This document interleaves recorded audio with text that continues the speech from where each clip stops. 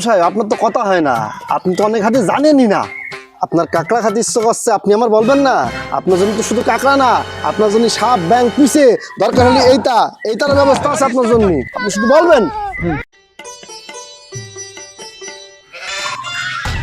আসসালামু আলাইকুম ইমাম সাহেব। আগে মুসাফির বিদায় করেন ইমাম সাহেব। তুমি মুসাফির বললে কাকে? হ্যাঁ, তোমার মতন খাটাসের থেকে মুসাফির অনেক ভালো। যাই হোক ইমাম সাহেব, আজকে রাতে সেহরি আপনি আমাদের বাসায় করবেন। বলেই হলো, ইমাম সাহেব আজকে আমাদের বাসায় খাবে। আর তোমাদের বাসায় যে বাজার, ও তো কুত্তাও খায় না। এ তুমি কইলে কি কালকে বাজারতে ইমাম সাহেব আমি এইরাম মাটি কাঁকড়া কিনে আইছি। ইমাম সাহেব আপনার কাঁকড়া খাতে ইচ্ছে করছে, আপনি আমার বলবেন না?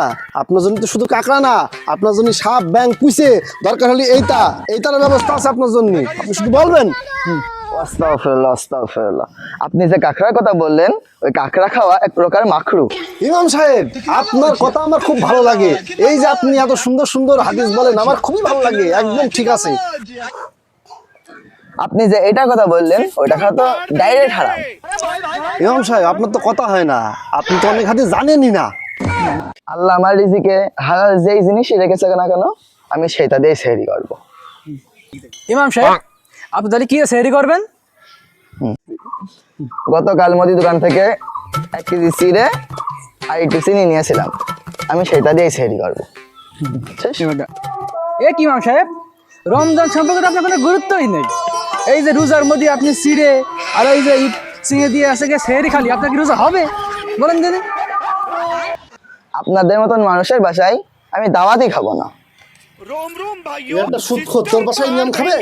হ্যাঁ আমি সত্য, আর তুমি যে আম দেখাইলে বড় মতন সুদখোরের জন্য ইমাম সাহেব বাড়ি সেহরি খেলো না, আমার দাওয়াত দিল না। তুমি যে এইরকম দেখাইলে আর এইরকমও দেখাইছো, তোমার বাড়ি দাঁত খাই ইমাম, আমি বুঝি না।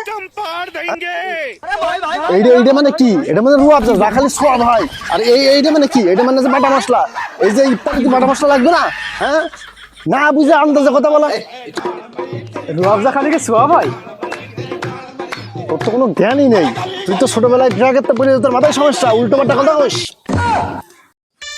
আসলে তোর কথাই হয় না, তোর সাথে থাকায় আমার ভুলে গেছে, চলে গেলাম।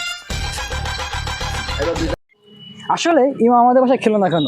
কারণ আমাদের নিয়ত ভালো না, এবং আমাদের ইনকামও ভালো না। আমাদের ইনকামের মধ্যে হালাল নাই, হালাল রুজি নাই আমাদের। আসুন এই রমজান মাসে আমরা সবাই হালাল ইনকামের চেষ্টা করি এবং হালালভাবে খাওয়ার চেষ্টা করি। সবাই ভালো থাকবেন। ধন্যবাদ সবাই।